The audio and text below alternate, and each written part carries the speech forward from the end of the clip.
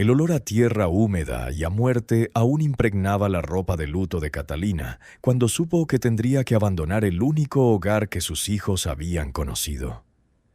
Era marzo de 1947 y el valle de Tehuacán guardaba sus secretos bajo una capa de polvo seco que el viento arrastraba sin piedad por las calles de adobe. Catalina tenía 31 años, pero las arrugas alrededor de sus ojos contaban la historia de una vida que había envejecido el doble. Su esposo, Ernesto, había muerto apenas 12 días antes, ahogado en el río Zapotitlán durante la temporada de crecidas. No fue un accidente, aunque el juez local lo declaró así. Ernesto nadaba como un pez. Había cruzado ese río miles de veces, llevando mercancías entre los pueblos. Pero esa noche tormentosa, cuando regresaba del mercado con el dinero de la venta de su cosecha de maíz, su cuerpo fue encontrado enredado en las raíces de un ciprés, con los bolsillos vacíos y una herida en la sien que las autoridades atribuyeron a las piedras del río. Catalina sabía la verdad. Los hombres de don Evaristo Mendoza, el caudillo local que controlaba las tierras desde la hacienda hasta el horizonte, le habían advertido a Ernesto que dejara de vender directamente en el mercado. La mercancía pasa primero por nosotros, le habían dicho. O no pasa. Ernesto, terco y orgulloso, había ignorado la advertencia. Ahora su viuda vigilaba 4 bocas hambrientas con las manos vacías. Los niños eran todo su mundo. Santiago, de 10 años, con los ojos oscuros y penetrantes de su padre, que no sonreía desde el funeral. Sofía, de 7 años, con largas trenzas negras que Catalina tejía cada mañana como un gesto de amor y normalidad en medio del caos. Los gemelos, Rosa y Miguel, de apenas 4 años, que aún no entendían por qué su padre no había regresado de su viaje al río. Si te gustan estas historias de madres que luchan contra lo imposible, no olvides suscribirte y darle a me gusta. Cuéntame en los comentarios desde dónde las escuchas. Me encanta saber de ti. La noticia llegó 3 días después del entierro, envuelta en papel sellado y entregada por un hombre con sombrero de fieltro y mirada de buitre. Era el representante del banco, aunque todos sabían que el banco y don Evaristo eran la misma persona. Señora, lamento informarle que su difunto esposo tenía una deuda pendiente, 3 meses de renta atrasada del terreno. El plazo ha vencido. Tiene una semana para desalojar. Catalina leyó el periódico con manos temblorosas. No era analfabeta. Su padre, maestro de escuela rural, le había enseñado a leer antes de morir de tifus, pero las palabras danzaban ante sus ojos, nubladas por lágrimas de rabia. Mi marido pagó el alquiler el mes pasado. Vi el recibo yo misma. No hay constancia de eso, señora, respondió el hombre sin mirarla a los ojos. 7 días. Cuando se fue, Catalina se sentó en el suelo de tierra de su cocina y dejó correr las lágrimas. Eran sollozos silenciosos y ahogados, porque no quería que los niños la oyeran. Santiago entró y la encontró con la cara entre las manos. El niño no hizo preguntas. Se sentó a su lado y le puso su pequeña mano en el hombro. «Estaremos bien, mamá», susurró con una madurez que ningún niño de 10 años debería poseer. «Puedo trabajar, puedo cargar sacos». Catalina lo abrazó sintiendo la fragilidad de sus huesos de pájaro bajo su camisa raída. «No vas a cargar con nada, hijo. Todavía no. Tu trabajo es ser un niño». Pero ambos sabían que era una mentira piadosa. La infancia de Santiago había terminado el día que sacaron a su padre del río. Esa noche Catalina no pudo dormir. Se sentó junto a la ventana contemplando la luna llena que iluminaba el valle con una luz fría y plateada. El río Zapotitlán brillaba a lo lejos como una serpiente de mercurio. Había matado a Ernesto y ahora la expulsaría. El sonido del agua corriendo a lo lejos era casi burlón. Consideró sus opciones. Podría mendigar trabajo en un rancho, pero sabía lo que eso significaba para una viuda joven. Las mujeres sin hombres que las protegieran eran vistas como territorio libre. Podría regresar con su hermana en Oaxaca, pero su cuñado apenas podía alimentar a sus 7 hijos. No había espacio ni para uno más, mucho menos para 5. Podría intentar quedarse en el pueblo, alquilando una habitación, trabajando como lavandera o cocinera, pero el dinero que había ahorrado, escondido en una lata enterrada bajo la estufa, apenas le alcanzaría para 2 semanas de comida. Mientras estos pensamientos sombríos rondaban su mente como buitres sobre la carroña, oyó voces en la calle. Eran don Jacinto, el comerciante de herramientas, y don Refugio, el herrero, hablando en voz baja frente a la tienda cerrada. ¿Has oído hablar del antiguo Molino Salazar?, dijo Jacinto. ¿El que está abandonado desde el 38? ¿El que está junto al río? Es él. Dicen que la familia lo dejaría ir por casi nada. 3 pesos y te lo quedas. Claro, nadie lo quiere. ¿Y quién lo querría? Ese lugar está maldito. Los Salazar huyeron después de encontrar... Bueno, mejor no mencionarlo. Dicen que el río arrastra cosas extrañas a esa orilla. Huesos, artefactos antiguos. La gente del pueblo dice que es tierra sagrada profanada. No entraría allí ni por todo el oro de Moctezuma. Las voces se apagaron, pero Catalina permaneció inmóvil junto a la ventana. El viejo molino. Lo conocía de vista, aunque nunca se había acercado. Estaba río arriba, a unos 5 kilómetros del pueblo, aislado en un recodo donde el río Zapotitlán se ensanchaba antes de estrecharse en peligrosos rápidos. La estructura era de piedra volcánica, oscura y amenazante, con un techo de tejas rojas medio derrumbado y una gran rueda de madera que antaño molía trigo y maíz, pero que ahora colgaba inmóvil, cubierta de musgo y enredaderas. Las historias sobre ese lugar eran legendarias. Se decía que la familia Salazar que lo regentaba desapareció una noche de 1938. No huyeron, simplemente se esfumaron. La mesa estaba puesta cuando los vecinos fueron a buscarlos. La comida aún estaba caliente en los platos. Las camas estaban tendidas. Pero los 4 miembros de la familia, padre, madre y 2 hijos, nunca fueron encontrados. El molino estuvo cerrado por orden de la policía durante meses, pero cuando finalmente lo abrieron no encontraron ninguna pista. Solo una sensación opresiva que hacía que incluso los hombres más valientes quisieran huir. Desde entonces, el lugar había permanecido vacío. Los herederos lejanos querían deshacerse de él, pero nadie lo compraba. Corrían historias de extrañas luces nocturnas, de ruidos de maquinaria en marcha cuando la rueda se rompía, de sombras moviéndose en las ventanas, y sobre todo, historias de lo que se llevaba el río. El río Zapotitlán, caprichoso y violento, cambiaba de cauce constantemente. En la zona del molino había erosionado la ribera durante décadas, dejando al descubierto capas de tierra enterradas desde tiempos inmemoriales. Los lugareños evitaban ese recodo del río porque el agua transportaba objetos que no debían ver la luz. Fragmentos de cerámica prehispánica, huesos que podían ser humanos o animales, y en una ocasión, según cuentan, una caja de madera podrida llena de monedas de plata coloniales. Catalina cerró los ojos. La desesperación es un veneno que mata lentamente, pero también es el combustible que enciende el coraje cuando ya no queda nada.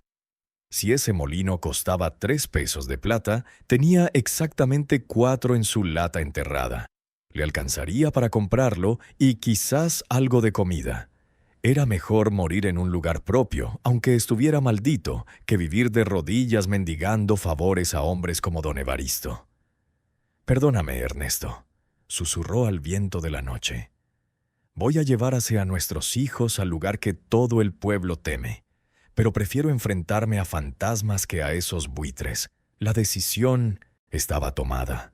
Al amanecer, iría a buscar al heredero de los Salazar y realizaría la transacción más terrible de su vida». El sol apenas comenzaba a asomar tras las montañas cuando Catalina despertó a Santiago. La luz era gris y fría, color ceniza. «Hijo, necesito que cuides a tus hermanos hoy. No salgas de casa. Si alguien pregunta por mí, di que fui al mercado». Santiago, frotándose los ojos, asintió. A los 10 años ya entendía el lenguaje silencioso de la supervivencia. ¿Volverá, mamá? Vuelvo, mi amor, y cuando regrese te diré algo importante. Catalina le besó la frente sintiendo el calor de su piel bajo sus labios agrietados. Caminó las 2 leguas hasta la casa de don Melchor Salazar, sobrino del antiguo dueño del ingenio, quien vivía en el pueblo vecino de Santa María. El camino de tierra estaba seco y levantaba nubes de polvo a cada paso. Su chal negro absorbía el calor del sol naciente hasta que sintió como si cargara piedras sobre sus hombros. La casa de don Melchor era modesta pero respetable, con paredes encaladas y macetas de geranios en la entrada. Un hombre de unos 50 años, con bigote canoso y ojos cansados, la recibió con sorpresa y recelo. «¿Dama?» «Don Melchor, vengo a hablar de negocios. Soy Catalina, viuda de Ernesto Torres. He oído que tiene una propiedad en venta». El hombre palideció levemente. «¿El molino?» «Sí, señor». Don Melchor la invitó a pasar, aunque su expresión era de profunda incomodidad. Sirvió café aguado en tazas de barro y se sentó frente a ella en una mesa de pino desgastada.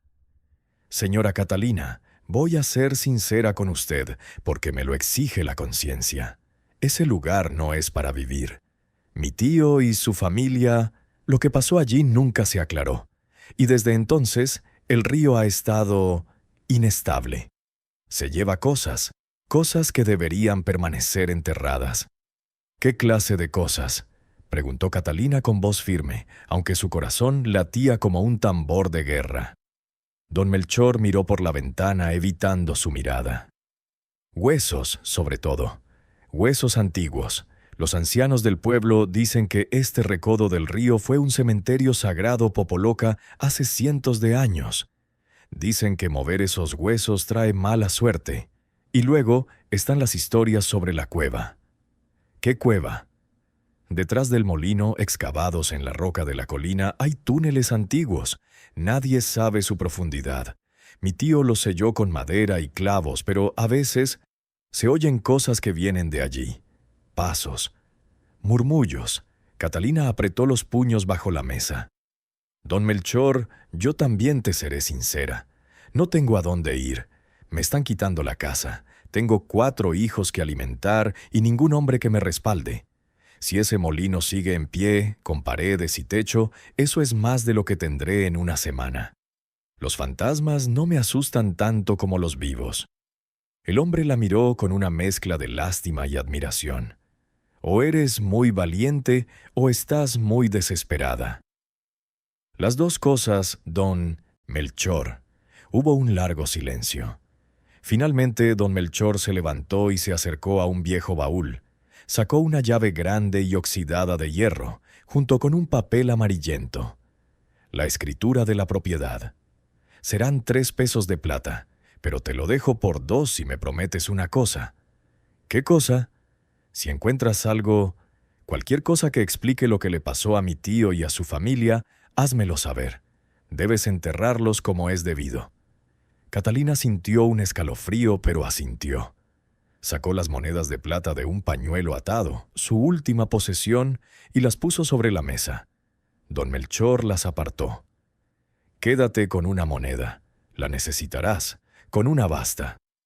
Firmaron el papel tembloroso. Las manos de Catalina dejaron huellas sudorosas en la tinta. Al tomar la llave sintió su peso como si llevara consigo el destino mismo. «Una última advertencia», dijo don Melchor mientras la acompañaba a la puerta. «El agua del río cerca del molino es limpia. Puedes beberla y usarla. Pero no caves. No remuevas la tierra cerca de la orilla. Deja que el río haga lo que tenga que hacer, pero no lo ayudes. ¿Entiendes?» «Lo entiendo», mintió Catalina porque no entendía nada excepto que ahora era dueña de un pedazo de tierra maldita. Cuando llegaron a casa el sol ya estaba alto. Catalina reunió a sus 4 hijos en el centro de la habitación y se arrodilló para estar a su altura. «Niños, nos mudamos mañana». «¿A dónde?», preguntó Sofía en voz baja. «A un molino junto al río. Es nuestro. Nadie nos lo puede quitar». Santiago la miró con ojos que veían demasiado. ¿Es este el molino abandonado, del que hablan los viejos? Catalina tragó saliva. No les iba a mentir. Sí, hijo, es él.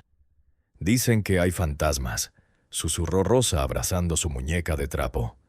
Hay fantasmas por todas partes, mi amor, respondió Catalina acariciándole la mejilla.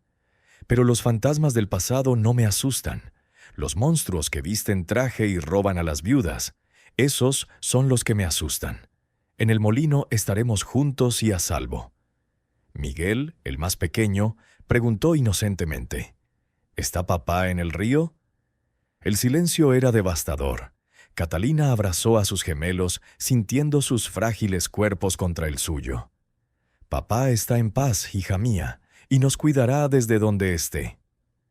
Esa noche empacaron lo poco que tenían: ropa raída, una plancha, ollas desgastadas, mantas finas y la fotografía de la boda de Catalina y Ernesto, el único lujo que se permitieron. No tenían muebles. Todo lo que tenían cabía en 2 cestas de mimbre y un baúl de madera. Al amanecer del día siguiente emprendieron su viaje. No había carretas disponibles. Nadie quería acercarse al molino. Así que caminaron. Catalina se turnó para cargar a los gemelos, mientras que Santiago y Sofía cargaban las cestas. El sendero junto al río era peligroso, con piedras sueltas y vegetación densa. El sonido del agua se hacía más fuerte a medida que caminaban, pasando de ser un murmullo a un rugido. Tras 3 horas de agotadora marcha, lo vieron. El molino Salazar se alzaba como una tumba de piedra contra el intenso cielo azul. Era más grande de lo que Catalina recordaba. Una estructura de 2 pisos construida con bloques de basalto negro, con ventanas estrechas como ojos entrecerrados. El techo de tejas rojas, aunque medio derrumbado, aún cubría la mayor parte del edificio.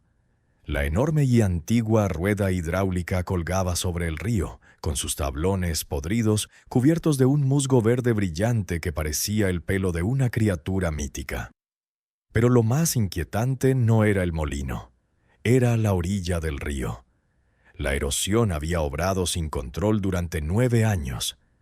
El agua había erosionado la ribera, creando un acantilado vertical de tierra oscura de casi 3 metros de altura. Y en esa pared de tierra, visible para cualquiera que mirara, sobresalían cosas que no deberían estar allí. Fragmentos de cerámica, retazos de tela podrida y, sí, huesos.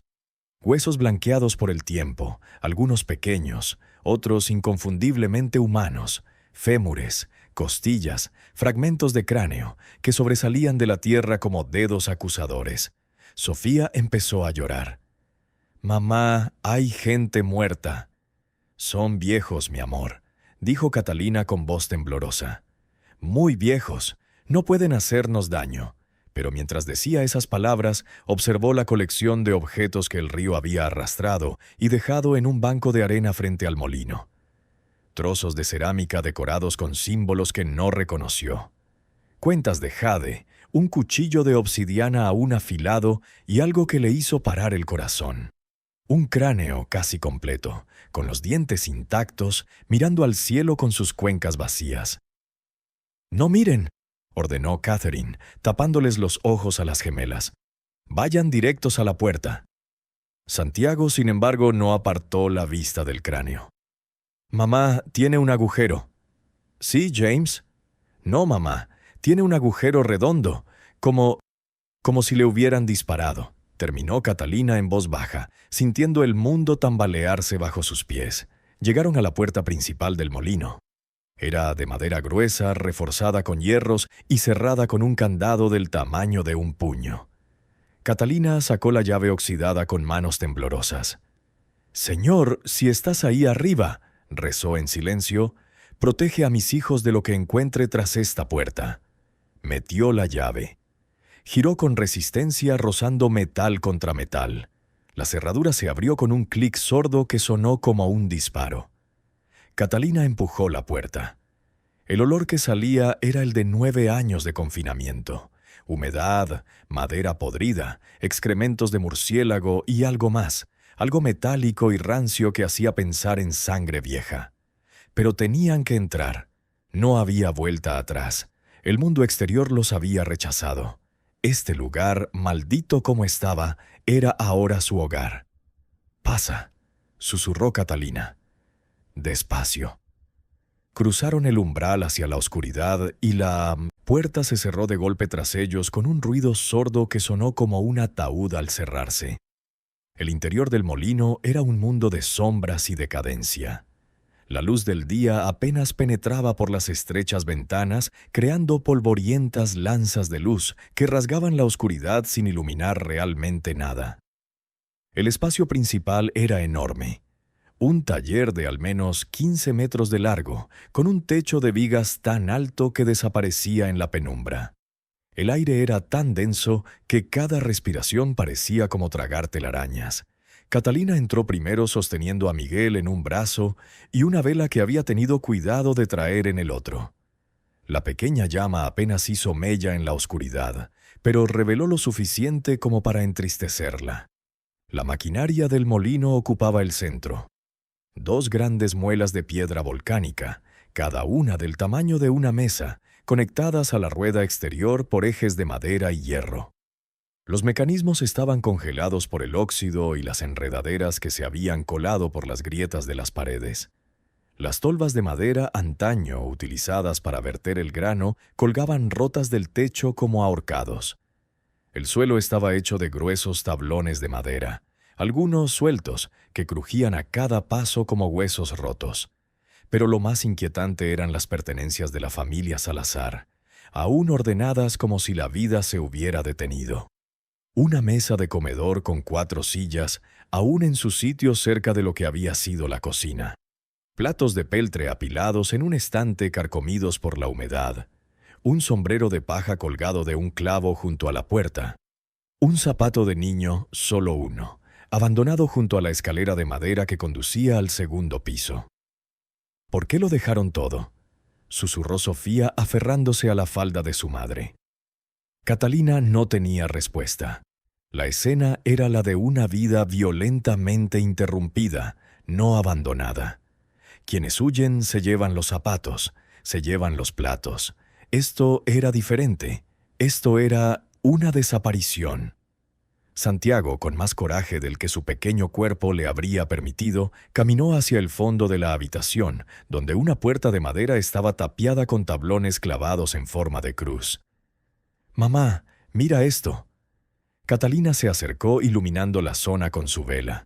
Las tablas eran relativamente nuevas, quizá de 9 años, y grabadas en la madera con lo que parecía un cuchillo o un clavo estaban las palabras «No abrir», «Peligro», «Sellado por orden». «¿Qué hay ahí?», preguntó Santiago. «Los túneles», respondió Catalina recordando las palabras de don Melchor. «La cueva. No te acerques». Pero al decir eso notó algo inquietante. Una de las tablas del suelo estaba suelta, y en el suelo, justo delante de la puerta, había huellas en el polvo. Huellas recientes, pies descalzos, pequeños, aproximadamente del tamaño de un niño. Catalina sintió que se le helaba la sangre. «Arriba, todos arriba, ya». Subieron la crujiente escalera de madera que amenazaba con romperse bajo su peso. El segundo piso era un espacio abierto bajo el techo inclinado, originalmente usado para almacenar sacos de grano. Ahora estaba vacío, salvo por telarañas tan gruesas como cortinas y excrementos secos de murciélago que cubrían el suelo como una alfombra negra. Había 2 ventanas, ambas con los cristales rotos, con vistas al río. Desde allí arriba la vista era hipnótica y aterradora a la vez. El río Zapotitlán fluía veloz, marrón y cargado de sedimentos. La orilla erosionada parecía aún más dramática. Una herida abierta en la tierra, con artefactos antiguos sangrando. Y más allá se alzaban las montañas, cubiertas de denso bosque, indiferentes a la tragedia humana. «Vamos a dormir aquí», decidió Catalina, «lejos de abajo». Barrieron una esquina apartando el guano de murciélago con las ramas que encontraron. Extendieron sus mantas sobre la madera desnuda. No había colchones, ni almohadas, solo la madera dura y el frío que subía del río como un fantasma líquido. Al caer la noche, la oscuridad era absoluta. La vela se había consumido y Catalina se negó a encender otra. Tuvieron que racionarlo todo.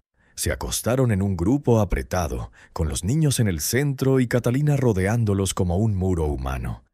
El silencio del molino era engañoso. A medida que sus oídos se acostumbraban, empezaron a oír. El goteo constante del agua filtrándose por el techo.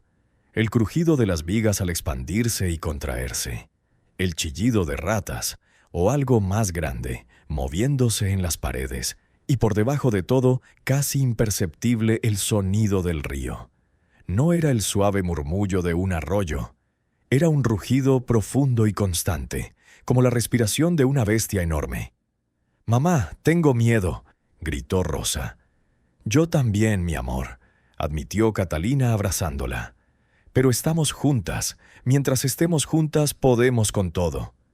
«¿Incluso fantasmas?», preguntó Miguel con voz temblorosa. «Incluso los fantasmas». Santiago no dijo nada, pero Catalina sintió su cuerpo tenso, alerta. El niño no dormía, estaba vigilando. A los 10 años se había convertido en el hombre de la familia. Pasada la medianoche, cuando el frío era tan intenso que hasta las mantas parecían inútiles, Catalina escuchó algo que le erizó todos los pelos del cuerpo. Pasos. Lento, mesurado, en el piso de abajo. Toc, toc, toc. No era el crujido aleatorio de madera vieja. Era el sonido inconfundible de alguien, o algo, caminando en círculos alrededor de la maquinaria del molino. Catalina se incorporó lentamente, conteniendo la respiración. Santiago también se levantó con los ojos brillantes en la oscuridad. «Lo oigo», susurró. Los pasos se detuvieron. Se hizo un silencio tan denso que Catalina podía oír los latidos de su propio corazón. Y entonces, claro como el agua, llegó un nuevo sonido. Llaman a la puerta tapiada. Tabla de contenidos. Tabla de contenidos. Tabla de contenidos. 3 golpes fuertes y deliberados desde el otro lado, desde los túneles. Y entonces, la voz. Era la voz de un niño, pero distorsionada por un eco o algo más oscuro. «Déjame salir. Tengo frío. Déjame salir». Sofía soltó un grito que Catalina tapó con la mano. Los gemelos empezaron a sollozar. Santiago se aferró a su madre temblando. «No es real», susurró Catalina aunque le temblaba la voz. «Es el viento en los túneles. Es el río. No es real». Pero los golpes continuaban. Toc, toc, toc, y la voz cada vez más clara. «Tengo frío. Tengo frío. ¿Por qué no me dejas salir?» Catalina cerró los ojos con fuerza y rezó todas las oraciones que sabía. Le rezó a Nuestra Señora de Guadalupe, a San Miguel Arcángel, a su madre fallecida, a Ernesto. Rezó hasta que le dolió la garganta de tanto susurrar. Y entonces, tan repentinamente como habían comenzado, los sonidos cesaron. Volvió el silencio, solo el río, solo las ratas, solo su respiración entrecortada. Catalina mantuvo los ojos abiertos toda la noche, mirando la escalera oscura, esperando ver, no sabía qué. Cuando el primer rayo de luz grisácea del amanecer se filtró por la ventana rota, sintió como si hubiera ganado una batalla. Habían sobrevivido a su primera noche en el molino, pero cuando el sol salió sobre Zapotitlán, iluminando la erosionada orilla del río, Catalina vio algo que no había visto la tarde anterior. El agua había subido durante la noche. Debió de llover río arriba, y, al retroceder, había dejado algo nuevo en el banco de arena. No era un hueso, no era cerámica, era una caja de metal oxidada, del tamaño de un ataúd de bebé, medio enterrada en el barro, con algo tallado en la tapa que desde la ventana parecía letras. Catalina sintió un escalofrío que nada tenía que ver con el frío del amanecer. El río, tal como lo había advertido don Melchor, guardaba secretos. Y ahora uno de esos secretos se encontraba a menos de 20 metros de su puerta.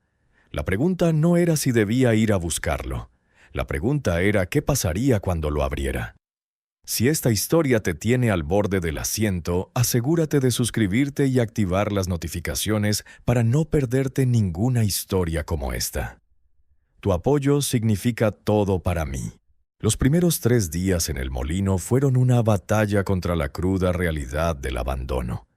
Catherine se obligó a ignorar los sonidos nocturnos, las sombras que parecían moverse en las esquinas y la caja metálica que yacía junto al río como una promesa o una amenaza.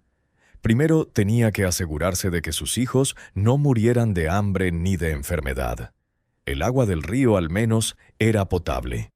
Catalina la hervía en su única olla sobre una estufa improvisada que había construido en el patio trasero con piedras y leña que Santiago recogía del bosque cercano. El niño se había convertido en su mano derecha, trabajando con la seriedad de un hombre adulto. Todas las mañanas salía con una caña larga y una cuerda, intentando pescar en los charcos más tranquilos del río Zapotitlán. A veces regresaba con 2 o 3 pececillos. La mayoría de las veces regresaba con las manos vacías, pero con ramas secas para el fuego. La comida era una pesadilla constante. La única moneda de plata que le quedaba tenía que durar lo máximo posible. Catalina caminaba los 5 kilómetros hasta el pueblo cada 3 días, comprando solo lo indispensable: 1 kilo de frijoles, un poco de maíz, sal, una vela. Las miradas de los comerciantes y vecinos eran una mezcla de lástima y horror. ¿De verdad vives ahí?, le preguntaban. ¿Con los niños? Tenemos un techo sobre nuestras cabezas, respondió ella con la barbilla en alto, aunque por dentro se estaba cayendo a pedazos. Limpiar el molino era como luchar contra la fuerza de la naturaleza. 9 años de polvo no cederían fácilmente. Catalina barría, trapeaba y fregaba hasta que le sangraban las manos. Sofía la ayudaba con trapos pequeños, limpiando las ventanas para que entrara más luz. Rosa y Miguel, demasiado pequeños para el trabajo pesado, recogían las hojas secas que el viento arrastraba por las rendijas. El segundo piso se convirtió en su dormitorio permanente. Catalina había decidido no usar la planta baja para dormir. Algo en la proximidad de esa puerta tapiada le revolvía el estómago. Durante el día era tolerable. La luz del sol exorcizaba sus peores temores, pero por la noche cada sombra cerca de esos tablones clavados parecía moverse con vida propia. Las noches eran un verdadero calvario. El frío de marzo en las montañas de Puebla era cortante, y el molino, construido con piedra volcánica, retenía la humedad como una esponja. Las mantas finas no bastaban. Los niños temblaban hasta que Catalina los envolvió en su propio cuerpo, compartiendo el poco calor que les quedaba. Y allí estaban los sonidos. No todas las noches, pero 3 de cada 4 veces los pasos volvían. A veces bajaban dando vueltas, otras veces, y esto era peor, subían las escaleras. Subían despacio. Toc, toc. Pero nunca llegaban arriba, como si lo que los impulsaba se detuviera en el último escalón, esperando, escuchando. La voz del niño en los túneles también regresó. Tengo frío, tengo hambre. ¿Por qué no me ayudas? A veces cambiaba. Mamá, ¿dónde estás? Está oscuro aquí. La primera vez que Miguel respondió, tú no eres mi mamá.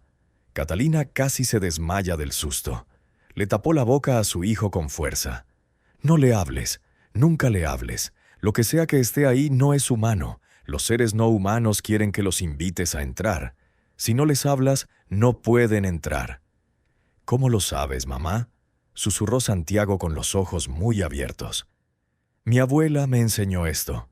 Los espíritus necesitan permiso. Mientras no se lo demos, no pueden hacernos daño. No estaba segura de si era verdad, pero necesitaba que sus hijos creyeran en algo que les diera control sobre el terror. Durante el día, Catalina exploró el molino con cautela. Había una pequeña despensa donde encontró frascos de vidrio con frijoles y maíz secos que, milagrosamente, aún se podían comer. Estaban herméticamente sellados. Ese descubrimiento les proporcionó comida para una semana más. En un baúl en un rincón, bajo una lona mohosa, encontró la ropa de la familia Salazar. Un vestido de mujer, demasiado grande para ella, pero útil como tela, pantalones de hombre que podía cortar para hacerle ropa a Santiago, y algo que la dejó paralizada, 2 prendas de niño, un niño y una niña. Las prendas estaban perfectamente dobladas, como si alguien las hubiera guardado con cuidado, esperando reutilizarlas. Catalina tocó la camisa blanca de un niño con dedos temblorosos. Tenía manchas marrones en el cuello, manchas que podrían ser de barro o de sangre vieja. «¿Qué les pasó?», susurró al vacío. El molino no respondió, pero Catalina sintió una opresión en el pecho. Esa familia no había huido. Algo les había pasado aquí, algo terrible. Al tercer día, mientras barría cerca de la maquinaria central, Catalina notó marcas en el suelo de madera. No eran marcas de desgaste normal. Eran arañazos profundos, como si alguien hubiera arrastrado algo muy pesado desde la puerta tapiada hasta el centro de la habitación.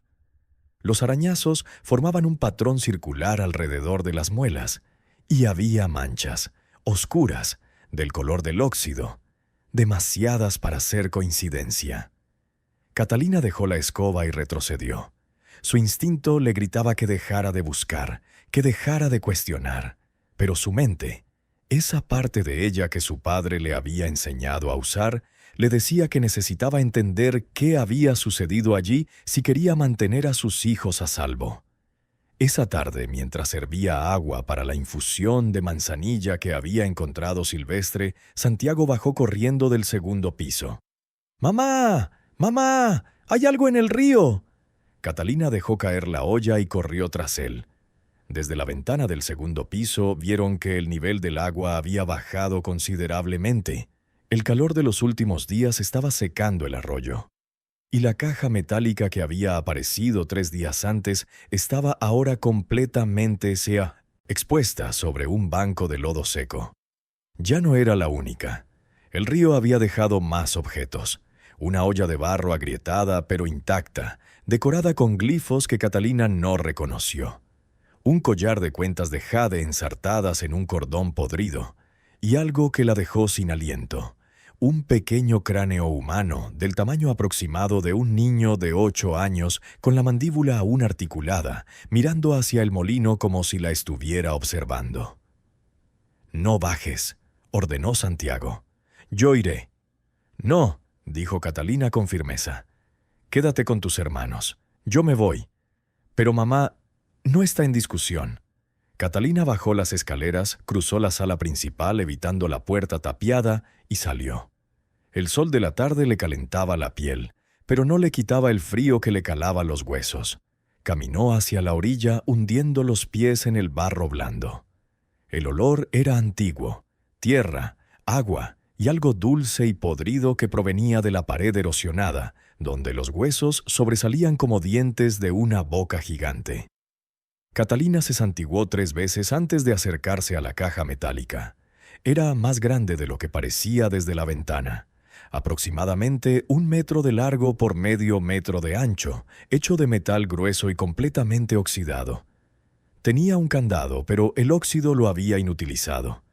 En la tapa, tallada con lo que parecía un cincel, había unas palabras en español antiguo. Propiedad de la familia Cortés, 1821. No profanar. El año en que México se independizó de España. Esa caja tenía más de 125 años. Catalina miró hacia el molino, donde vio los rostros de sus 4 hijos pegados a la ventana del segundo piso, observándola. Pensó en don Melchor. «No caves, no remuevas la tierra». Pero ella no estaba cavando. El río ya había hecho el trabajo. Esto ya había sido desenterrado. Ya lo habían profanado el agua y el tiempo. Con una piedra grande golpeó el candado oxidado. Este se rompió al tercer golpe, cayendo al barro. Catalina respiró hondo, se santiguó una vez más y levantó la pesada tapa. El crujido de las bisagras oxidadas sonó como un grito. La tapa cedió, revelando el interior. No había oro, no había joyas, había huesos. huesos humanos, cuidadosamente ordenados. Un esqueleto completo, aunque pequeño, de un niño. Las manos cruzadas sobre el pecho sostenían algo, una cruz de plata ennegrecida. Y debajo de los huesos, envueltos en tela encerada que milagrosamente había resistido el paso del tiempo, había papeles. Catalina, con manos temblorosas, apartó cuidadosamente el esqueleto, murmurando una disculpa y una oración, y recogió los papeles. La tela encerada se desmoronó en sus manos, pero los documentos que contenía estaban notablemente bien conservados. La primera fue una carta, escrita en tinta negra con una elegante caligrafía. A quien encuentre esta caja. Mi nombre era el padre Sebastián Cortés, párroco de San Juan Tehuacán. Si esta caja ha salido a la luz, es porque Dios lo ha permitido y la verdad debe ser conocida. En 1821, durante los últimos días del virreinato, presencié un crimen horrendo. Don Rodrigo de Mendoza, terrateniente y hombre influyente, masacró a todo un pueblo popoloca que se negó a abandonar estas tierras junto al río. 16 familias, 83 personas, hombres, mujeres y niños, fueron asesinados y enterrados aquí, en este recodo del río, donde luego construyeron este molino para ocultar las pruebas. Encontré el cuerpo de un niño, Juan, hijo del cacique, con la esperanza de darle cristiana sepultura. Pero don Rodrigo amenazó con matarme si hablaba. Me obligaron a bendecir esta tierra, maldita con sangre inocente. Guardo este testimonio junto al cuerpo de Juan para que un día, cuando la justicia de Dios lo permita, se sepa la verdad. Estas tierras fueron robadas, esta agua está teñida de sangre, y la familia Mendoza construyó su fortuna sobre huesos. Que Dios tenga misericordia de mi alma cobarde por no hablar cuando debía hacerlo. Padre Sebastián Cortés, 14 de septiembre de 1821. Catalina dejó caer la carta como si la quemara. Su mente daba vueltas. Mendoza. Don Evaristo Mendoza, el forzudo local que había asesinado a Ernesto, era descendiente de aquel don Rodrigo. La hacienda que ahora dominaba el valle se construyó sobre un genocidio olvidado. Pero había más papeles. Con manos temblorosas los desdobló. Eran mapas. Mapas dibujados a mano que mostraban la ubicación exacta de los cuerpos enterrados, justo donde ahora se alzaba el molino. Y algo más importante, los títulos de propiedad originales. Escrituras que acreditaban que esas 20 hectáreas, incluyendo el agua del río, pertenecían legalmente a la comunidad popoloca, no a los Mendoza. Y había un último documento, más reciente, escrito a lápiz sobre papel amarillento. La letra era temblorosa, desesperada. Me llamo Tomás Salazar. Es el 12 de octubre de 1938. Si alguien lee esto, sepa que no nos fuimos. Nos llevaron. Los hombres de Mendoza descubrieron que había encontrado la caja de mi padre. Querían destruir las pruebas. Intentaron comprar mi silencio, pero no me vendí. Ahora vienen por nosotros. Escondo esta carta con los documentos, rezando para que alguien la encuentre. Mis hijos tienen miedo. Mi esposa llora. Oigo sus caballos. Dios, protege mi... La carta terminó abruptamente, la última palabra inconclusa, como un grito cortado. Catalina se llevó una mano a la boca para ahogar un sollozo. Ahora entendía. Los Salazar no habían desaparecido misteriosamente. Los habían asesinado. Los Mendoza los habían asesinado para proteger su secreto, igual que habían asesinado al pueblo popoloca 117 años antes, igual que habían asesinado a Ernesto. Este molino no estaba embrujado por fantasmas. Fue maldecido por la verdad. Catalina corrió de vuelta al molino, apretando los documentos contra el pecho, con la mente acelerada. Los niños bajaron corriendo las escaleras cuando ella entró, pálidos de preocupación. ¿Qué fue, mamá?, preguntó Santiago. Catalina no respondió de inmediato. Fue directa a la puerta tapiada. Durante 3 días había evitado ese lugar como si fuera la boca del infierno. Ahora lo veía con otros ojos. Los Salazar no se habían ido. Seguían aquí. Santiago, trae el martillo y la palanca que vimos en el cobertizo, ordenó con voz firme. Mamá, ¿qué vas a hacer? Voy a abrir esa puerta. Pero dijiste que nunca debíamos abrirlo. Cambié de opinión. Traigan las herramientas. Ahora. El niño salió corriendo, confundido pero obediente. Sofía tomó las manos de los gemelos alejándolos instintivamente. Mamá, ¿y si sale algo? No va a salir nada, mi amor. Ya sé lo que hay ahí dentro. Cuando Santiago regresó con las herramientas oxidadas, Catalina empezó a arrancar los tablones clavados. La madera era vieja, pero los clavos aguantaban. Tuvo que usar toda su fuerza, haciendo palanca, tirando, astillando. El sudor le corría por la frente. Tenía las manos cubiertas de astillas. El primer tablón cayó con estrépito. Tras él no había oscuridad, sino más tablones. Habían sellado la puerta por capas. Catalina seguía tirando. Segundo tablón. Tercero. El aire que salía era frío, viciado, con olor a tierra húmeda. Cuarta tabla. Quinta. Finalmente se reveló la puerta original, gruesa madera de roble con bisagras de hierro. No tenía cerrojo en este lado. Catherine empujó. La puerta se abrió hacia adentro con un crujido largo y terrible. La oscuridad del otro lado era absoluta. Catalina encendió una vela con manos temblorosas y la levantó. Era un túnel, excavado directamente en la roca de la colina con paredes irregulares de piedra volcánica negra. El techo era bajo. Catalina tendría que agacharse, y el suelo descendía suavemente hacia el corazón de la montaña.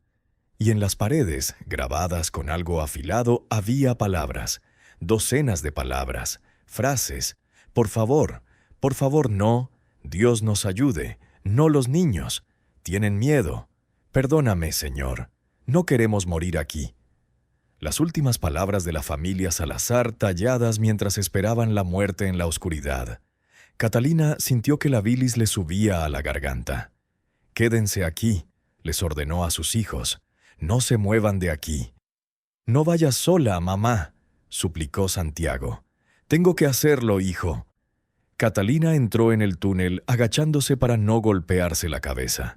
La vela proyectaba sombras danzantes que hacían que las palabras talladas parecieran moverse, gritar. El aire era tan denso que respirar le suponía un esfuerzo consciente. El túnel descendía unos 20 metros antes de desembocar en una cámara natural. Catalina levantó la vela y ahogó un grito. Había 4 esqueletos. Estaban sentados contra la pared del fondo, uno al lado del otro. 2 adultos en los extremos, 2 niños en el centro. Las manos de los adultos descansaban sobre los hombros de los niños en un último gesto de protección.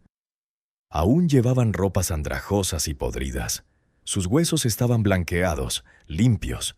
No había señales de violencia, ni agujeros de bala, ni fracturas. Los habían encerrado allí y los habían dejado morir de sed y hambre. Catalina se arrodilló ante los cuerpos. Las lágrimas corrían por sus mejillas. «Lo siento», susurró. «Lo siento mucho. Nadie debería haberlos encontrado así. Nadie debería haberlos olvidado». Entonces vio algo más. En el regazo del esqueleto, que debía ser Tomás Salazar, había una pequeña caja de hojalata. Catalina la abrió con cuidado. Dentro había un anillo de bodas, una medalla de la Virgen María y una fotografía milagrosamente preservada en papel sellado. La familia Salazar, sonriente, viva, humana. Y debajo de la fotografía otro documento. Un testamento escrito con la letra temblorosa de un hombre que sabía que pronto moriría. A quien encuentre esto. Los papeles que el padre Sebastián enterró están en la caja metálica junto al río. Los Mendoza mataron a mi familia por esos papeles. No dejes que sus muertes sean en vano. Usa esa verdad. Destruye a los Mendoza. Toma lo que te pertenece por derecho. Esta tierra es tuya. Esta agua es tuya. Lucha. No huyas como yo no pude. Perdóname. Tomás Salazar. Catalina apretó el papel contra su pecho. No huiré, prometió a los muertos. Lucharé. Por ustedes. Por Ernesto, por mis hijos, juro que haré pagar a los Mendoza. Salió del túnel con la caja de hojalata y el testamento. Sus hijos la esperaban aterrorizados en la entrada. ¿Qué estaba pasando?, preguntó Santiago con la voz entrecortada. La familia Salazar. Estuvieron encerrados allí hasta que murieron. Los Mendoza fueron los culpables. Santiago palideció. El mismo que mató a tu padre. Sí. Catalina subió al segundo piso y extendió todos los documentos sobre el suelo de madera. La carta del padre Sebastián, los mapas, las escrituras de propiedad, el testamento de Tomás Salazar. Era un rompecabezas de 126 años de crímenes, todos conectados por una sola línea familiar. Los Mendoza. «Mira esto, Santiago», dijo Catalina señalando el mapa antiguo. Estas tierras, estas 20 hectáreas, incluyendo el molino, pertenecían legalmente a la comunidad Popoloca. Los Mendoza las robaron en 1821, asesinando a 83 personas. Luego construyeron el molino encima del cementerio para ocultar los cuerpos. ¿Y los Salazar? Los Salazar compraron el molino sin saber qué había debajo. Pero Tomás encontró la caja con la verdad. Intentó usar esos documentos para reclamar las tierras para la comunidad. Los Mendoza no lo permitieron, así que los asesinaron y sellaron las pruebas. Santiago tocó los papeles con dedos temblorosos. ¿Y nosotros qué? Somos la tercera familia que encuentra estos documentos, y a diferencia de Tomás Salazar, no me callaré por miedo. Mamá, mataron a papá. Van a querer matarnos también. Lo sé, hijo. Por eso tenemos que ser más listos que ellos. Esa noche Catalina no durmió. A la luz de 3 velas estudió cada documento, memorizando cada línea, cada mapa, cada nombre. El peso de lo que había descubierto era abrumador, pero también esclarecedor. Por fin comprendió la cadena de acontecimientos que la había traído hasta allí. Los Mendoza no solo habían asesinado a Ernesto por vender directamente en el mercado. Lo habían asesinado porque Ernesto había estado preguntando sobre tierras comunales en los archivos del ayuntamiento. Buscaba pruebas de que las 20 hectáreas que los Mendoza reclamaban como suyas no eran legalmente suyas.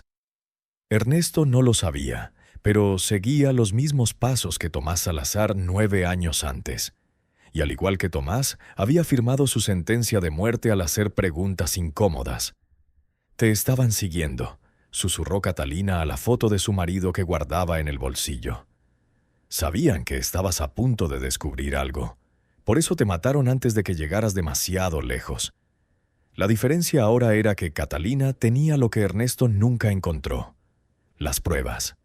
Tenía los documentos originales que demostraban el fraude, la masacre, el encubrimiento de 126 años. Pero también tenía un gran problema. Si acudía directamente a las autoridades locales con estos documentos, los Mendoza los sabrían en cuestión de horas. Don Evaristo controlaba al alcalde, al juez, al jefe de policía. Todos estaban a su servicio. Presentar los documentos sin protección sería un suicidio. Necesitaba un plan. Necesitaba ser inteligente. Al amanecer, mientras preparaba agua azucarada para los niños, no tenían otra comida, Catalina oyó el sonido de un motor acercándose por el camino de tierra. Su corazón se aceleró. Corrió hacia la ventana. Era una camioneta negra, la camioneta del rancho Mendoza. «¡Arriba, todos arriba!», ordenó a sus hijos. «¡Ahora!», y silencio absoluto. Subieron corriendo al segundo piso. Catalina escondió los documentos bajo una tabla suelta que había descubierto. Los cubrió con su manta y bajó para enfrentarse a lo que viniera. La camioneta se detuvo frente al molino.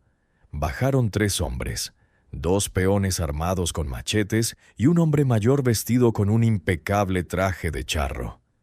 Era el mismísimo don Evaristo Mendoza. Catalina se acercó a la puerta bloqueando la entrada con su cuerpo.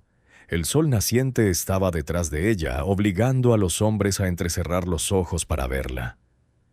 «Señora Torres», dijo don Evaristo con una voz melosa que no ocultaba la amenaza. «Oí que se mudó a este lugar. Vine a ofrecerle mi ayuda como vecino cristiano. No necesito ayuda, respondió Catalina con firmeza. Me temo que sí. Este molino es peligroso. Está construido sobre terreno inestable. El río podría derribarlo en cualquier momento. No es lugar para una mujer sola con niños. Es mi propiedad. Tengo las escrituras. Don Evaristo sonrió, pero no había calidez en su expresión. Las escrituras pueden ser problemáticas. Este molino tiene una historia oscura. La familia anterior desapareció en circunstancias misteriosas. Sería terrible que la historia se repitiera. Era una amenaza velada, pero una amenaza al fin y al cabo. Catalina sintió un miedo gélido en el estómago, pero lo transformó en rabia. «Si algo nos pasa a mí o a mis hijos», dijo con una voz clara que resonó por todo el valle. «Hay cartas selladas en la capital que se abrirán automáticamente. Cartas que contienen información muy interesante sobre ciertas propiedades y ciertos delitos». Era un farol. No había cartas. Pero Catalina lo dijo con tanta convicción que vio un destello de duda en el rostro de don Evaristo. «¿Qué está insinuando, señora?» «No insinúo nada. Solo te digo que estoy protegido. Si algo nos pasa, la verdad saldrá a la luz. Toda la verdad». Don Evaristo se acercó un paso más. Sus peones pusieron las manos en los machetes. «No saben nada. Ya sé suficiente». El silencio se prolongó, tenso como una cuerda a punto de romperse. Finalmente, don Evaristo retrocedió. «Es usted muy testaruda, señora Torres. La testarudez puede ser peligrosa». «Eso también es cierto», respondió Catalina. Don Evaristo se subió a su camioneta. Antes de arrancar el motor, gritó una última advertencia. «Tienen una semana para cambiar de opinión. Después, no me hago responsable de lo que pueda pasar». La camioneta arrancó levantando polvo. Al irse, las piernas de Catalina finalmente cedieron. Se desplomó contra el marco de la puerta, temblando. Santiago salió corriendo y la abrazó. «Mamá, ¿qué vamos a hacer?» Catalina miró hacia el río, donde el ataúd metálico del padre Sebastián aún yacía abierto, con el esqueleto del niño Juan descansando junto al agua. Miró hacia el túnel, donde la familia Salazar había esperado justicia durante 9 años. Miró a sus propios hijos, vivos, asustados, dependiendo de ella. «Vamos a luchar», dijo finalmente. «Pero no vamos a luchar solos. Voy a buscar ayuda. Alguien más poderoso que los Mendoza». OMS, la iglesia, la prensa, el gobierno federal, alguien a quien los Mendoza no puedan comprar. Pero primero, Catalina tenía algo más importante que hacer. Bajó al túnel con una manta, agua bendita que había traído de su antigua casa y una pala que encontró en el cobertizo. Envolvió con cuidado los huesos de la familia Salazar, uno por uno, rezando por cada uno. «No los abandonarán en esta cueva como criminales», les prometió. «Tendrán un entierro digno, y su historia será contada». Les llevó todo el día a cavar 4 tumbas en el suelo detrás del molino, lejos del talud erosionado. Catalina y Santiago cavaron hasta que les sangraron las manos. Enterraron a Tomás, a su esposa María y a sus 2 hijos, Elena y Javier, bajo la sombra de un antiguo ahuehuete que dominaba el valle. Catalina no sabía ninguna oración formal, así que habló con el corazón. Que Dios los reciba en su gloria, que encuentren la paz que no tuvieron en vida, y que su sacrificio no sea en vano. Su verdad destruirá a quienes los destruyeron. Lo juro sobre la tumba de mi esposo. Cuando terminaron, el sol se ponía, tiñendo el cielo de un rojo sangre. Catalina miró sus manos destrozadas, a sus hijos exhaustos, el oscuro molino que ahora era su hogar. El peso del secreto que guardaban era enorme, pero también era su única arma. Los Mendoza no sabían que ella había encontrado los documentos. No sabían que conocía toda la historia. Pensaban que solo era una viuda ignorante y asustada. Ese fue su error. Y Catalina planeó aprovechar ese error para destruirlos por completo. Esa noche, por primera vez desde su llegada, no se oyeron pasos en el molino. Ninguna voz infantil resonó por los túneles. El silencio era casi absoluto, roto solo por el suave rumor del río. Los muertos habían sido honrados, los secretos habían sido revelados. Ahora comenzaba la verdadera guerra. La semana que don Evaristo le había dado se le escapó de las manos. Catalina intentó contactar con las autoridades de Puebla, pero todas las cartas que enviaba desaparecieron misteriosamente. El correo local estaba controlado por la familia Mendoza. Intentó hablar con el párroco del pueblo, pero el padre Ignacio, anciano y enfermo, le dijo con lágrimas en los ojos: «Señora, no puedo ayudarla. Ellos lo controlan todo. Lo siento». El aislamiento fue una estrategia deliberada. Los Mendoza la aislaron de cualquier ayuda externa, dejándola sola y vulnerable, con la esperanza de que el miedo y el hambre lograran lo que las amenazas no habían logrado. La comida se agotó por completo al 8º día. Catalina hirvió raíces que encontró cerca del río e hizo té de hierbas silvestres, pero no fue suficiente. Los gemelos lloraron de hambre. Sofía dejó de jugar, con los ojos abiertos y hundidos. Santiago intentó pescar durante horas sin éxito. Los peces parecían haberse ido a otra parte del río. Y luego vino la enfermedad. Miguel fue el primero. Despertó con fiebre alta, temblando incontrolablemente bajo las sábanas. Le ardía la piel. Deliraba, llamando a su padre. Catalina no tenía medicinas ni dinero para un médico. Solo podía humedecer trapos con agua fría del río y ponérselos en la frente mientras rezaba. Al día siguiente, Rosa también enfermó. La misma fiebre, los mismos temblores. Catalina reconoció los síntomas. Era tifoidea, la misma enfermedad que había matado a su padre años atrás. El agua del río, contaminada por los cadáveres que había transportado durante un siglo, finalmente estaba pasando factura. «No», susurró Catherine, abrazando a sus gemelos en llamas. «No pueden llevárselos, a ellos tampoco». Santiago la miró con ojos aterrorizados. «Mamá, ¿van a morir?» Catalina no pudo responder. No podía prometer algo que escapaba a su control. Solo podía permanecer despierta toda la noche, cambiándose la ropa mojada, rezando rosarios hasta que las palabras perdían su significado. Al 3er día de fiebre, cuando Miguel dejó de reconocerla y a Rosa le costaba respirar, Catalina supo que había llegado a su límite. Podía estar orgullosa, podía ser terca, pero no podía ver morir a sus hijos. Al amanecer salió de Santiago para cuidar a los gemelos y a Sofía, y caminó descalza los 5 kilómetros hasta la estancia Mendoza. Al llegar le sangraban los pies. Su vestido de luto estaba cubierto de polvo, pero su espalda estaba erguida. Los guardias de la puerta se rieron al verla. «Miren quién viene a arrodillarse». «Necesito ver a don Evaristo», dijo Catalina con voz ronca. «¿Y por qué querría verte, viuda?» «Porque he venido a negociar». Los guardias intercambiaron miradas. Uno entró en la casa. Regresó 10 minutos después. «Puede pasar, pero si intenta algo, no saldrá con vida». La guiaron a través de jardines impecables, pasando junto a fuentes que desperdiciaban agua mientras sus hijos morían de sed contaminada, hasta un elegante estudio con paredes de caoba y alfombras persas. Don Evaristo estaba sentado tras un enorme escritorio fumando un puro y sonriendo. «Ah, señora Torres, sabía que vendría. La tontería tiene sus límites cuando se trata de niños». Catalina apretó los puños. «Mis gemelos están enfermos. Tienen tifoidea. Necesitan un médico. Necesitan medicamentos».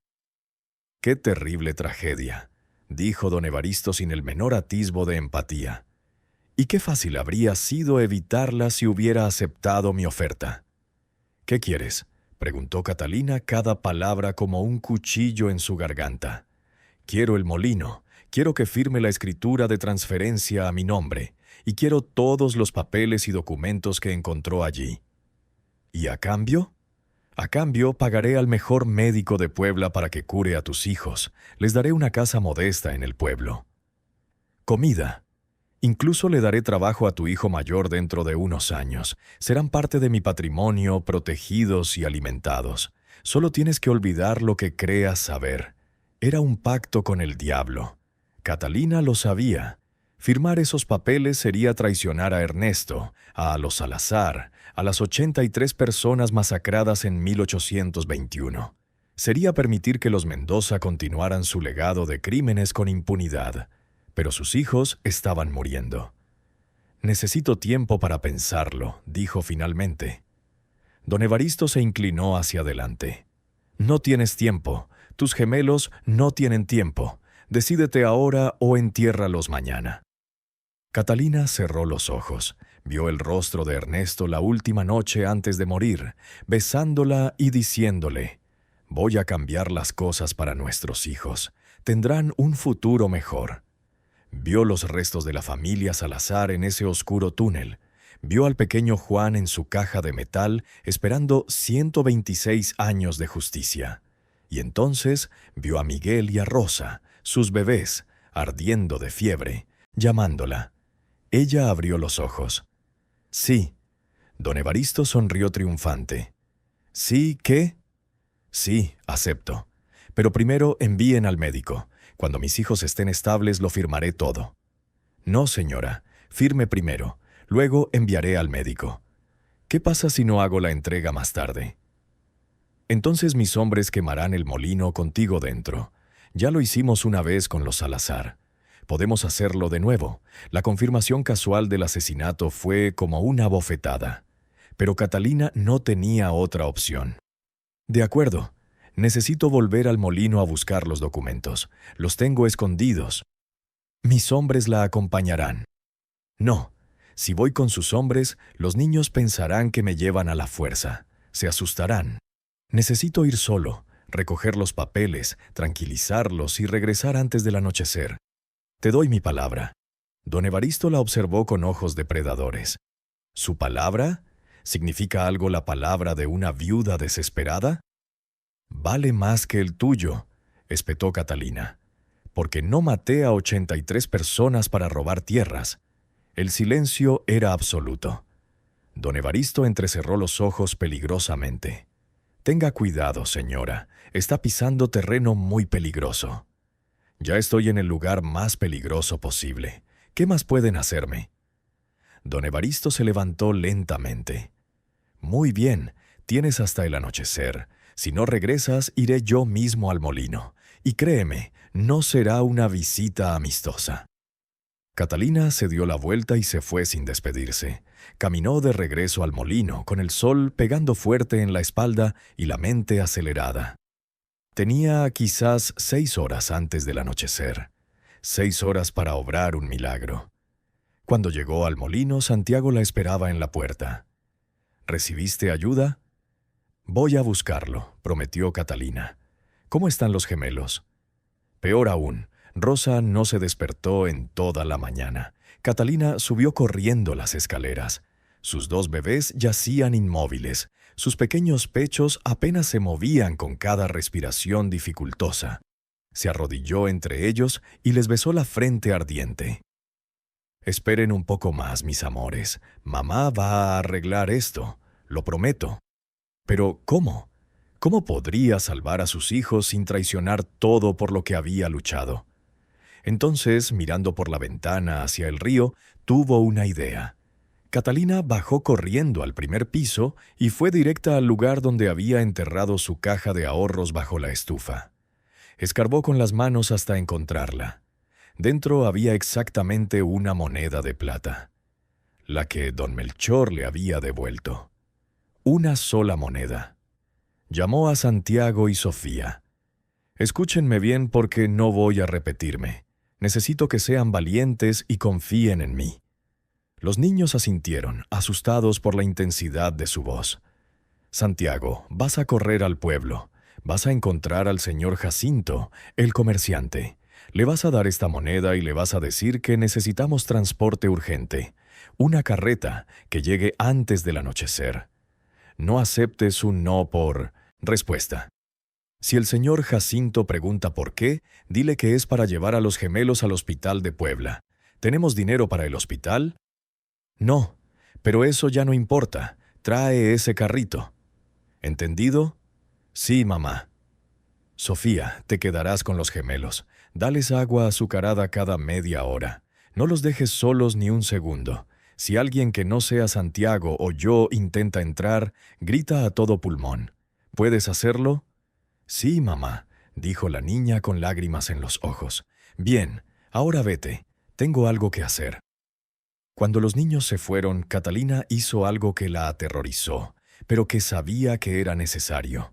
Tomó los documentos originales, la carta del padre Sebastián, los mapas, las escrituras de propiedad, el testamento de Tomás Salazar, y se fue al río. «Perdóname», susurró al muerto mientras sacaba un cuchillo. Con meticuloso cuidado copió cada documento. No tenía papel en buen estado, solo retazos de tela vieja y carbón de la chimenea, pero dibujó cada mapa, copió cada palabra, recreó cada detalle. Le llevó 3 horas de trabajo frenético. Le temblaban las manos. El sudor goteaba sobre las telas, manchándolas, pero siguió trabajando. Al terminar tenía 2 pruebas, los originales y sus copias rudimentarias. Envolvió los originales en tela encerada que sacó de la despensa, los metió en una bolsa de cuero y los enterró en un lugar que solo ella conocía. Bajo la tumba de Tomás Salazar, el único lugar donde los Mendoza jamás buscarían. Ella guardaba las copias en su vestido contra su piel. Luego hizo algo más audaz. Escribió una carta. A quien lea esto, me llamo Catalina Torres, viuda de Ernesto Torres. Si esta carta le llega, probablemente significa que mis hijos y yo estamos muertos. Pero antes de morir, quiero que se sepa la verdad. Don Evaristo Mendoza asesinó a mi esposo. Asesinó a la familia Salazar en 1938. Su familia masacró a 83 popolocas en 1821 para robar tierras. Tengo pruebas enterradas en el molino. Busquen debajo de la tumba de Tomás Salazar, detrás del ahuehuete. No dejes que nuestras muertes sean en vano. Haz justicia. Catalina Torres, 23 de marzo de 1947. Metió la carta en un sobre lacrado. En el exterior escribió «Al obispo de Puebla, urgente». Cuando Santiago regresó 3 horas después, estaba con don Jacinto y una carreta tirada por un burro viejo. El comerciante parecía nervioso. «Señora, esto es una locura. Si los Mendoza descubren que la ayudé...» «No se enterarán», interrumpió Catalina. «Solo necesito que lleves esta carta a Puebla, a la catedral, directamente al obispo. Nadie más puede tocarla». «¿Una carta? ¿Eso es todo?» «Es lo más importante que ha llevado consigo. Si me pasa algo, esa carta tiene que llegar. ¿Puedes hacerlo?» Don Jacinto vio la desesperación en sus ojos. Miró a los gemelos que ardían de fiebre en los brazos de Sofía. Finalmente asintió. «Que Dios me perdone. Sí, lo haré». «Gracias. Ahora ayúdenme a subir a mis hijos al carro». Cargaron a Miguel y a Rosa, envolviéndolos en todas las mantas que tenían. Los gemelos estaban apenas conscientes. Catalina subió con ellos, Santiago y Sofía también. «Espera», dijo don Jacinto. «¿A dónde vamos?» «Primero al rancho Mendoza», respondió Catalina con firmeza. «Tengo una entrega que hacer». El sol comenzaba a ponerse cuando la carreta se detuvo frente al rancho Mendoza. Los guardias se sorprendieron al verla llegar, pero uno corrió a avisarles. Don Evaristo salió al porche, sonriendo victorioso. «Veo que es una mujer de palabra después de todo». Catalina bajó del carro con las copias de los documentos en la mano. «Aquí están sus papeles». Don Evaristo los examinó con atención, sosteniendo los trozos de tela cubiertos con dibujos al carboncillo. Su sonrisa se congeló. «¿Qué es esto?» «Los mapas, los documentos, todo lo que encontré. Son dibujos, copias basura. ¿Dónde están los originales? Los originales están en un lugar seguro, y permanecerán seguros mientras cumplas con tu parte del trato». Don Evaristo bajó los escalones del porche como un toro furioso. «¿Me estás engañando? ¿Me estás engañando a mí?» No te engaño, dijo Catalina con una calma sepulcral. Estas copias prueban que sé toda la verdad. La masacre de 1821, los Salazar, mi esposo. Todo está ahí, en tus manos. Si algo nos pasa a mí o a mis hijos, hay una carta sellada que va camino a Puebla con el obispo. Esa carta contiene instrucciones sobre dónde encontrar los originales. El obispo tendrá pruebas físicas que podrán ser verificadas por peritos. Está mintiendo. No tiene esa carta. Catalina señaló a don Jacinto, que estaba pálido como un fantasma en el asiento de la carreta. Pregúntale si miento. La trajo hace 3 horas. Ya debe estar a medio camino. Don Evaristo miró al comerciante. Don Jacinto tragó saliva, pero asintió. Era cierto. El rostro de don Evaristo se puso rojo de furia. Voy a enviar hombres a interceptar esa carta. Puedes intentarlo, pero don Jacinto tomó caminos secundarios, y aunque la intercepten, ya he enviado copias a Ciudad de México, Oaxaca y Guadalajara con otros mensajeros. Una de esas cartas llegará. Es solo cuestión de tiempo. Era mentira. Solo había una carta. Pero Catalina lo dijo con tanta convicción que la duda cruzó los ojos del terrateniente. «Esto es extorsión», susurró. «No, esto es justicia diferida. Escucha mi oferta. Envía al médico ahora para curar a mis gemelos. Nos das comida suficiente para 1 mes y nos dejas en paz en el molino. A cambio, guardo silencio. Los documentos permanecen enterrados. La carta con el obispo nunca se abre. Tu reputación permanece intacta. Tu familia conserva las tierras robadas. ¿Y por qué debería confiar en ti? Por la misma razón que tengo que confiar en que no nos matará después. Porque ambos perdemos si esto se convierte en una guerra abierta. Yo pierdo a mis hijos y mi vida.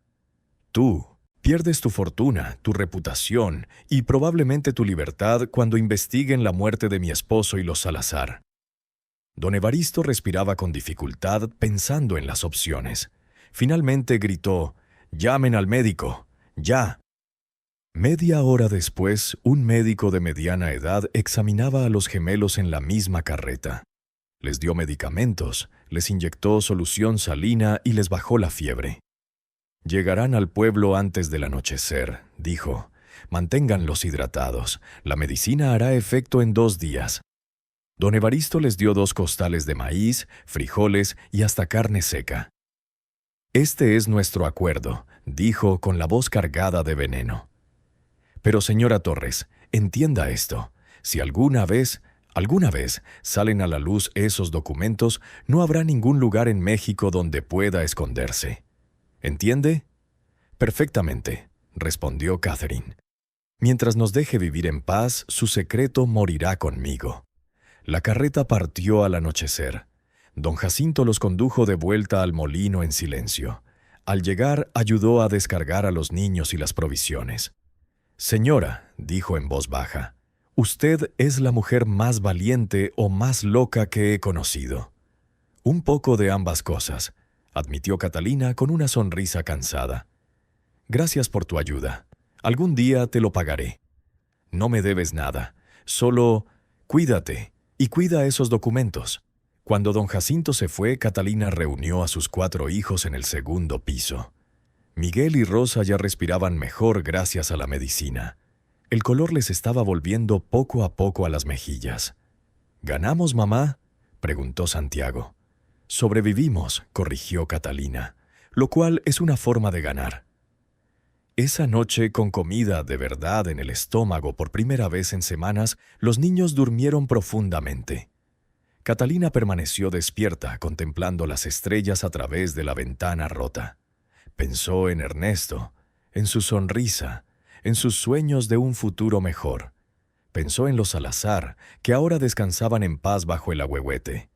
Pensó en el niño Juan y en las 83 almas masacradas cuyos huesos aún sobresalían de la orilla del río. La justicia plena tendría que esperar. Pero sus hijos estaban vivos, tenían comida, tenían un techo, y lo más importante, tenían la verdad guardada a buen recaudo. Algún día, cuando sus hijos fueran mayores, cuando tuvieran la fuerza suficiente, les mostraría dónde estaban enterrados los documentos. Les contaría toda la historia, y ellos decidirían si desenterraban la verdad o la dejaban latente. Por ahora, la viuda del molino perdido había hecho lo que ninguna autoridad había hecho en 126 años. Había obligado a los Mendoza a dar marcha atrás. Mientras el río Zapotitlán continuaba su curso eterno, cargando secretos que tal vez nunca serían revelados por completo, Catalina Torres cerró los ojos sabiendo que había ganado la única victoria que importaba. Sus hijos verían otro amanecer. Y eso, en un mundo de monstruos disfrazados de mestientos y hombres respetables, fue más un milagro que justicia. El molino guardó sus secretos un poco más de tiempo. Pero los muertos podían esperar, los vivos necesitaban vivir.